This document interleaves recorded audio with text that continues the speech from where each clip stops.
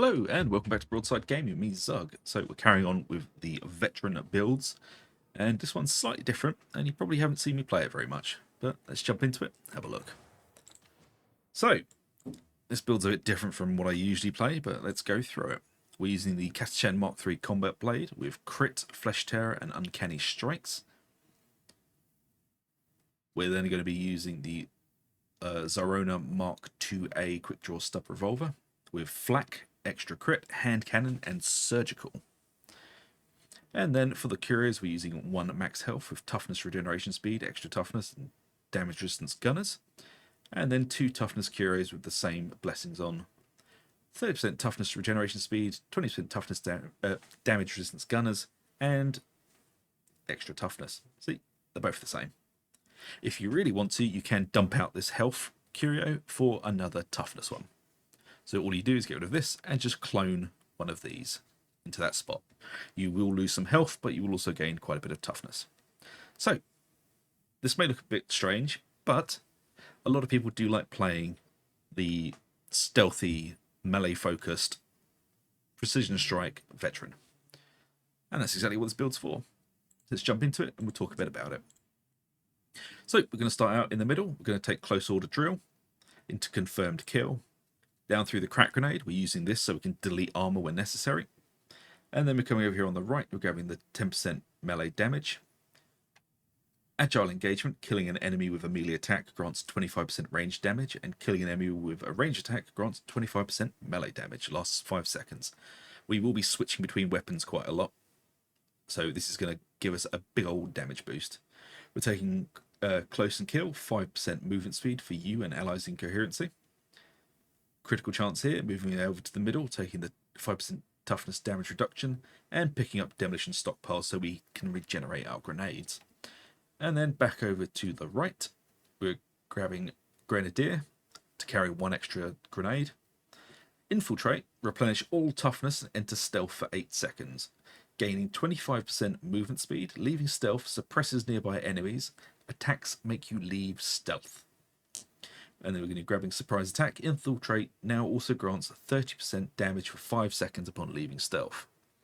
So think like the shade build for Carillion. We'll be jumping out stealth, massive damage buff, backstabbing, headshotting, and hopefully killing everything we need to before we're noticed. And then we're going to grab the melee damage boost here, and then off to the middle again. Suppression dealt. Don't really want that, but we have to. For the Emperor, your combat ability gives you and allies in coherency 10% melee base damage and 10% range base damage for 5 seconds. Again, we're stacking that damage up. And then we're going down into tactical awareness. Combat ability cooldown reduced by 6 seconds on special enemy kill. Just going to give us more time in stealth. Iron Will, 50% reduced toughness damage if above 75% toughness. Now this does work incredibly well if you're using a 3 Curio toughness build. Again, I prefer to have 1 health Curio, but if you want to, that is totally a legitimate way to do it. And then we're grabbing the toughness boost here, and then into bring it down for 20% damage to Ogryns and monstrosities. It's sad we don't quite have the points to grab rending strikes, but it is what it is. And then over here, we're grabbing the melee damage boost into close quarters kill zone, 15% close damage for 10 seconds on combat ability use. Again, stacking that damage. Reposticity, 5% critical hit chance for 8 seconds on successful dodge, stacks 8 times. We need to dodge a lot of this build. We are very squishy. Desperado, 10% melee crit hit chance and 25% melee finesse bonus. Just for being us, that's great. Exploit weakness, melee critical hits apply 10% brittleness to the target, stacks 2 times. So the target takes 20% increased damage from all sources. Trench Fighter, 10% melee attack speed. And then Weapon Specialist, gain range specialist on melee kills, stacks 10 times.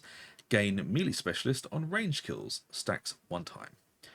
When you wield your ranged weapon, you activate your range specialist. Effect to gain 2% ranged attack speed, as well as 33% ranged critical hit chance on your next shot.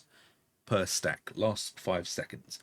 When you wield your melee weapon, you activate your melee specialist effect to gain 15% melee attack speed and 10% dodge speed and dodge distance, lasts 10 seconds. And then we're going to be grabbing Always Prepared. Activating Range Specialist replenishes up to 3.3% of your missing ammo in your clip from your reserve, rounding up for each stack. On your toes, activating Melee Specialist and Range Specialist replenish 20% toughness, 3-second cooldown for each. Now, if you don't like these two talents, there is something you can do. You can get rid of these and put them over here.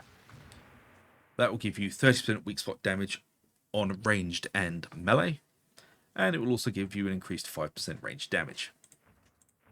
I do quite like playing with Always Prepared and On Your Toes, so I generally keep them there. So I do quite like it. This build's just a bit weird. I like it. It's very different from what I usually do with the veteran, but it does make us quite dangerous in melee. As you can see, this is Damnation difficulty in the Psychonarium. We are looking for headshots mostly,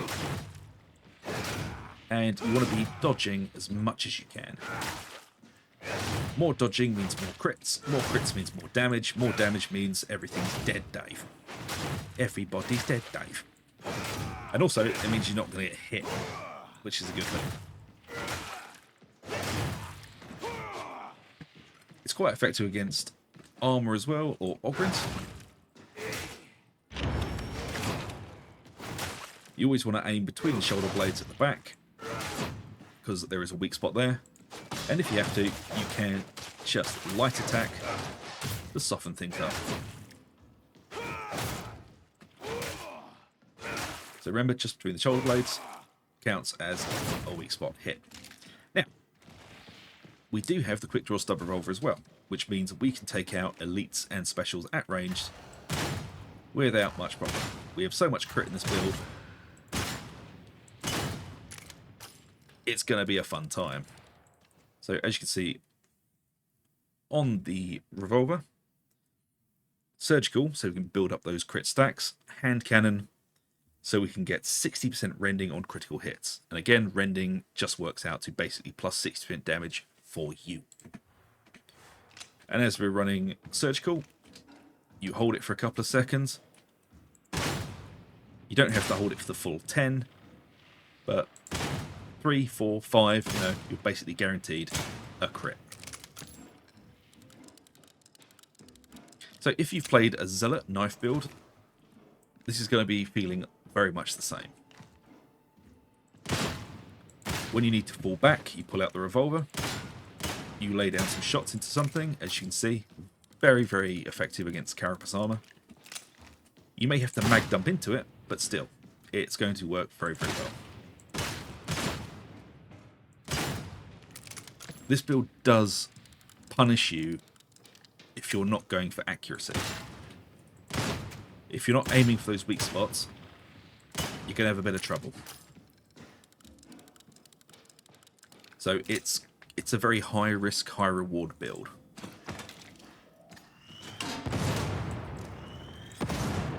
But it is also a very fun build to use, especially if you're trying to complete all of the penances on the veteran. This is a good way to get the Infiltrate penances done. Obviously, we're not using the smoke grenade. You'll have to do that for something else. We don't quite... I mean, we could. If you really wanted to, and you wanted to get all the penances done, you could quite happily switch this to there. Without any trouble, really. You just take out crack, change it to smoke. So if you want to try to get them all done in the same time, it's a good way to do it. This will take a lot more practice than most other veteran builds, unless you're very familiar with a knife zealot. As if you're familiar with a knife zealot, it's basically the same type of gameplay. You're just far more efficient at shooting things. As you can see, 3 headshots to drop a crusher. Which I think is pretty decent damage, to be honest. But there you go. I know a lot of you didn't think you'd ever see a knife build for the veteran from me, but finally have one. And I do actually quite enjoy this build. It's a fun way to mess around with the veteran. There might be a few other ways you could build this. I mean, slightly more efficiently, but I find this is a build I feel safe using in Auric and not being a detriment to my team. Like, we're squishy, but we still have quite a bit of resilience. But there you go, folks. An Infiltrate knife build. I really hope you enjoy it. If you do, please like, subscribe, ring that bell for notifications. It really does help us out. And until the next time, take it easy, and I'll see you later.